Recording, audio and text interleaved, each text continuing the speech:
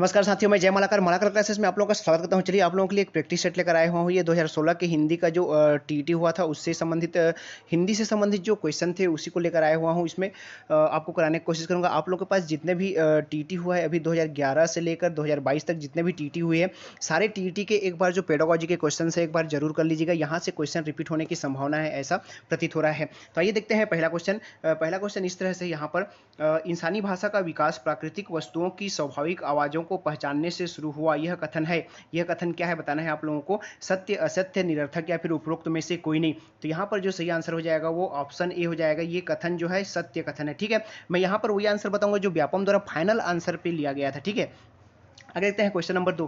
Question number 2 इस तरह से, बच्चों में भाषाई क्षमता विकास के लिए सबसे अधिक महत्वपूर्ण कौशल है। देखिए, बच्चों में भाषाई क्षमता का विकास के लिए सबसे अधिक महत्वपूर्ण कौशल कौन सा है? सुनना, बोलना, पढ़ना, लिखना, लिखना, बोलना या फिर सुनना, बोलना, लिखना, पढ़ना। तो यहाँ पर जो सही आंसर है वो है ऑप्शन डी है, LSRW। याद रखिएगा, आप लोगों को बताया था मैं, LSRW है ना, LSRW लिख के रख लीजिएगा। तो इसमें जो है याद रहता है लिस्टनिंग, स्पीकिंग और उसके बाद रीडिंग और फिर राइटिंग। ठीक है, ये याद रखिएगा। आगे देखिए 33 नंबर के प्रश्न, लेखन एक संरचनात्मक प्रक्रिया है न कि यांत्रिक प्रक्रिया। इस कथन की पुष्टि नीचे दिए गए किस तथ्य से होती है? कौन से तथ्य से इसकी पुष्टि होती है? लेखन एक प्रकार के अर्थ निर्माण की प्रक्रिया है, लेखन विचारों को व्यक्त करने की प्रक्रिया है, लेखन सीखने की प्रक्रिया जीवन पर्यंत चलती है या फिर उपरोक्त सभी। तो यहाँ पर जो उपयुक्त आंसर है वो है ऑप्शन डी है, उपरोक्त सभी हो जाएगा। यहाँ पर आंसर हो जाएगा डी हो जाएगा। ठीक है, आगे देखते हैं 34 नंबर के प्रश्न, बच्चा भाषा उत्पादन के लिए कौन सी प्रक्रिया पूर्ण करता है? कौन सी प्रक्रिया को पूर्ण करता है उसको बताना है। ध्वनि का उत्पादन, ध्वन्यात्मक तैयारी, शेष वाक्य की रचना या फिर उपरोक्त सभी। तो यहाँ पर जो सही आंसर है वो है ऑप्शन डी है। ऑप्शन डी बिल्कुल सही आंसर हो जाएगा। आगे चलते हैं 35 नंबर के प्रश्न, मूल्यांकन का सबसे अधिक प्रभावी पक्ष है। कौन सा पक्ष सबसे अधिक प्रभावी होता है? बच्चों की गलतियों को रेखांकित करना, पास फेल के लिए आधार बनाना, बच्चों को सीखने एवं सिखाने के लिए अवसर तलाश करना, धीमी गति से सीखने वाले बच्चे या होशियार बच्चों का नाम देना। तो यहाँ पर जो सही आंसर है 35 नंबर का वो हो जाएगा आपका ऑप्शन सी हो जाएगा, बच्चों को सीखने एवं सिखाने के लिए अवसर तलाश करना। Option C. यहाँ पर मैं वही आंसर दिखाऊंगा जो आपके व्यापम द्वारा फाइनल आंसर पे लिए गए थे। आगे देखते हैं 36 नंबर के प्रश्न, तालव्य ध्वनि नहीं है, नहीं है बोला है यहाँ पर। तो कंठ, कंठ के बाद आता है तालव्य। तालव्य का ये क वर्ण, कंठ क वर्ण और तालव्य च वर्ण, च से पूरा च का च वर्ग का च छ ज। तो यहाँ पे जो नहीं है वो है डी है, ऑप्शन डी हो जाएगा। ठीक है, आगे देखते हैं 37 नंबर के प्रश्न, बच्चों की भाषा व भाषा की समृद्धता बनाम गलतियां पर आपका तर्क होगा। क्या तर्क होगा? गलतियां सीखने के लिए एक और नया अवसर प्रदान करता है। गलतियां तो गलतियां ही है, इसके लिए बच्चों को रोकना चाहिए। भाषा की समृद्धता के लिए शब्दकोश व व्याकरण के ज्ञान पर विशेष ध्यान दिया जाए। बच्चों की गलतियों पर ध्यान न देना भाषाई दृष्टि से कमजोर करना है। तो यहाँ पर 37 नंबर का जो सही आंसर है वो ऑप्शन ए हो जाएगा। यहाँ पर देख सकते हैं ऑप्शन ए बिल्कुल सही आंसर हो जाएगा। गलतियां सीखने के लिए एक और नया अवसर प्रदान करता है। ठीक है, आगे देखिए 38 नंबर के प्रश्न, मूल्यांकन का प्रायोजन नहीं है। मूल्यांकन का प्रायोजन क्या नहीं है? उपचारात्मक शिक्षण करना, बच्चों को मूल्यांकन के डर से अध्ययन के लिए प्रेरित करना या फिर अधिगम की कठिनाइयों को पहचानने या फिर सीखने की प्रक्रिया का अभिन्न अंग बनाना। तो यहाँ पर जो सही आंसर है 38 नंबर का वो है ऑप्शन बी है, बच्चों को मूल्यांकन के डर से अध्ययन के लिए प्रेरित करना। ये प्रायोजन नहीं है मूल्यांकन का। ठीक है, आगे देखते हैं 39 नंबर का प्रश्न, आकलन करने के 4 मूलभूत तरीकों में क्या समाहित नहीं है? जो नहीं है उसको बताना है, जो समाहित नहीं है उसको बताना है। परिप्रेक्ष्य आकलन, व्यक्तिगत आकलन, सामूहिक आकलन या फिर स्व आकलन। इसका जो सही आंसर है वो है ऑप्शन ए है, परिप्रेक्ष्य आकलन हो जाएगा। ऑप्शन ए सही आंसर हो जाएगा। आगे देखते हैं 40 नंबर के प्रश्न, हिंदी भाषा का मानकीकरण करने वाली संस्था को किस नाम से जाना जाता है? किस नाम से जाना जाता है? हिंदी भाषा अध्ययनशाला, केंद्रीय हिंदी निदेशालय या फिर हिंदी भाषा प्रवर्तक संस्था या फिर केंद्रीय हिंदी विकास संस्था। तो इसका जो सही आंसर है वो है ऑप्शन बी हो जाएगा, केंद्रीय हिंदी निदेशालय के नाम से जाना जाता है। यहाँ पर जो आंसर लिया गया था वो है ऑप्शन बी है। ठीक है, आगे देखते हैं 40 नंबर का प्रश्न, इसमें से कौन सा कथन उपयुक्त सही नहीं है? भाषा प्रतीकों का ढांचा है, भाषा मानव की जन्मजात संपत्ति है, संस्कृति की तरह भाषा भी विद्यमान है, भाषा संप्रेषण से जानकारी देते हैं। इसका जो सही आंसर 41 नंबर का व्यापम द्वारा जो लिया गया था वो ऑप्शन बी को लिया गया था, मानव भाषा की जन्मजात संपत्ति है। ये ऑप्शन बी यहाँ पर सही आंसर हो जाएगा। आगे देखिए 42 नंबर का प्रश्न, पढ़ने का सही अर्थ नहीं है। जो नहीं है उसको बताना है। लिखे हुए से अर्थ गणना पढ़ना है, पढ़ने का अर्थ धारणाओं को पढ़ना और अपनी स्मृति में रखना है, पढ़ने का मतलब वर्णमाला की पहचान, शब्द तथा वाक्य को बोलना पढ़ना ही है। पढ़ना शब्द और वाक्यों के अर्थ ग्रहण करने के साथ अनुमान लगाने का कौशल है। तो यहाँ पर जो सही आंसर है वो है ऑप्शन सी है, ऑप्शन सी यहाँ पर सही आंसर हो जाएगा। ठीक है, आगे देखिए 43 नंबर के श्रीमान शब्द का उदाहरण है। श्रीमान शब्द किसका है? संज्ञा, सर्वनाम, विशेषण या फिर क्रिया विशेषण। तो यहाँ पर जो सही आंसर है वो है विशेषण। श्रीमान किसका है? विशेषता बताता है, ठीक है, किसी व्यक्ति का, इसीलिए विशेषण है। आगे देखिए 44 नंबर, मनुष्य के विचारों को पूर्णता से प्रकट करने वाले पद समूह को कहते हैं। शब्दकोश, शब्द भंडार, व्याकरण या फिर वाक्य। तो यहाँ पर जो सही आंसर है वो है ऑप्शन डी है, वाक्य कहा जाता है। क्या कहा जाता है? वाक्य कहा जाता है। 45 नंबर का प्रश्न देखिए, निम्नलिखित शब्द स्रोत के आधार पर कान्हा शब्द है, तत्सम, देशज, तद्भव या फिर विदेशज। तो यहाँ पर जो सही आंसर है 45 नंबर का वो है ऑप्शन सी है, यहाँ पर ये है तद्भव शब्द है, ऑप्शन सी है।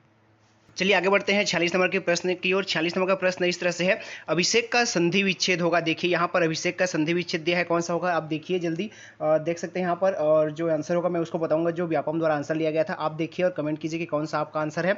तो देखिए यहाँ पर जो सही आंसर लिया गया था वो था 46 नंबर का ऑप्शन बी को लिया गया था, अभिधन सेक वाला, ये वाला हो जाएगा। तो यहाँ पर ऑप्शन बी को लिया गया था। ठीक है, आगे चलते हैं 46 नंबर के प्रश्न के बाद आगे चलते हैं 47 नंबर के प्रश्न पर।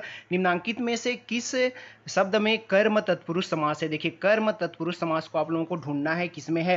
निम्नांकित में से किसमें कर्म तत्पुरुष है? ठीक है, गृह ग्राम, गृहगत, गृह प्रवेश या फिर गृह स्वामी। तो इस तरह से आप समास भी अच्छे से पढ़ लीजिएगा, समास से पूछता ही है। तो 47 नंबर का जो सही आंसर लिया गया था वो ऑप्शन बी लिया गया था, गृहगत। गृहागत है ना, गृह को आगत, जो घर को आता है वह तत्पुरुष समास है। यहाँ पर घर को आने वाला, यहाँ पर को तत्पुरुष लगा हुआ है। ठीक है, तो कर्म, कर्म को वाला जो रहता है ना, तो को है, इसीलिए वहां पे कर्म तत्पुरुष हो गया है। आगे देखिए 48 नंबर का प्रश्न, 32 दांतों में जीभ लोकोक्ति का आशय है। सुंदर दंतपक्ति, खाने के लिए लालचना या फिर शत्रुओं से घिरा रहना या फिर अधिक बोलने में सहायक। तो इसका जो सही आंसर है 48 नंबर का वो ऑप्शन सी है, शत्रुओं से घिरा रहना। ऑप्शन सी है, शत्रुओं से घिरा रहना। 32 दांतों के बीच में जीभ कैसे रहता है, उसी तरह से शत्रुओं से घिरे रहना के लिए, मुहावरे के लिए प्रयुक्त होता है। आगे देखिए 49 नंबर के प्रश्न, निम्नांकित शब्द में प्रत्यय का प्रयोग नहीं हुआ है। किसमें प्रत्यय का प्रयोग नहीं हुआ है? सरकार, ग्रंथकार, पत्रकार या फिर कुंभकार।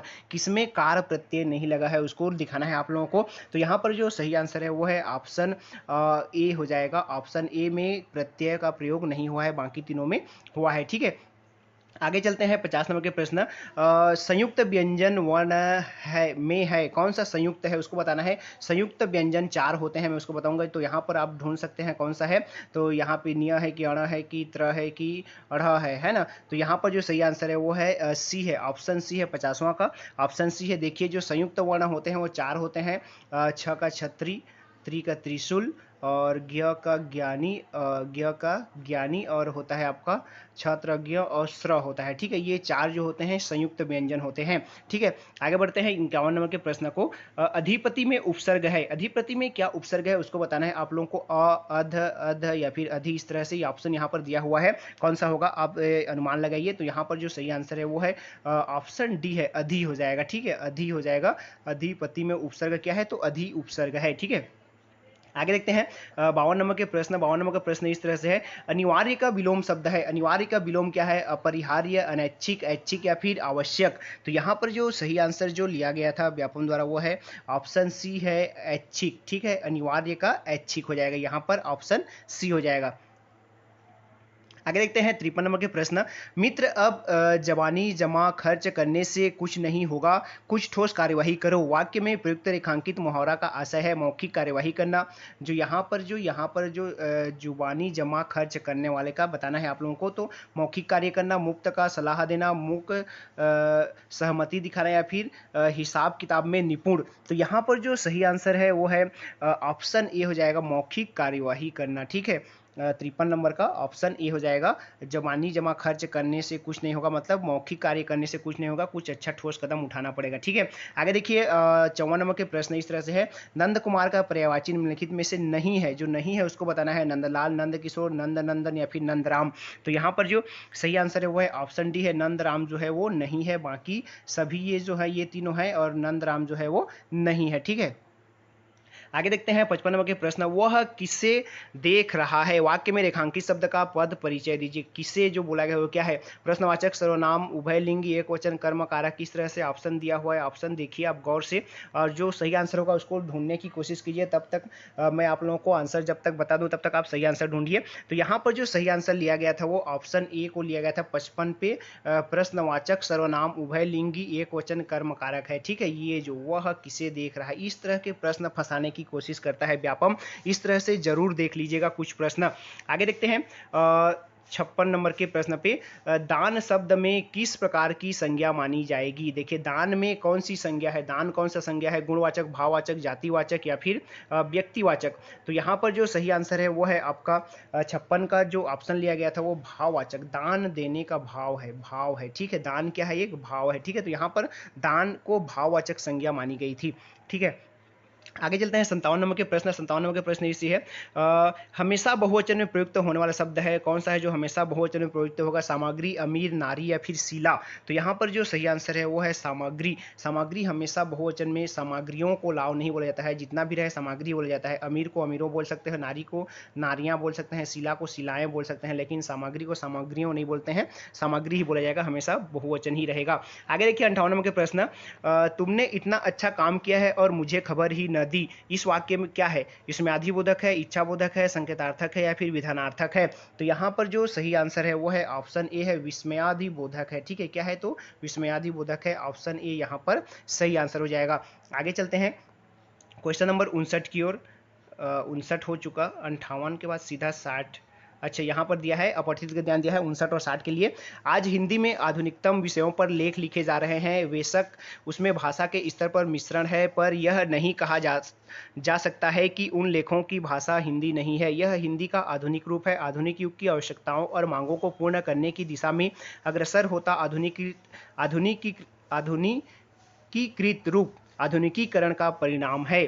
तो यहाँ पर देख सकते हैं, यहाँ पर 59 नंबर के प्रश्न, पूर्वोक्त अपठित गद्यांश के आधार पर बताइए कि हिंदी लेखन में कौन सी विशेष घटना घट रही है। नए पुराने विषयों पर लेख लिखे जा रहे हैं, कैसे भी विषयों पर लेख लिखे जा रहे हैं, पुराने विषयों को नए ढंग से लिखे जा रहे हैं या फिर अधिकतम विषयों पर लेख लिखे जा रहे हैं। तो इसका जो सही आंसर है वो है ऑप्शन डी है, आधुनिकतम विषयों पर लेख लिखे जा रहे हैं। ऑप्शन डी यहाँ पर सही आंसर हो जाएगा इसका। आगे चलते हैं क्वेश्चन नंबर लास्ट की ओर।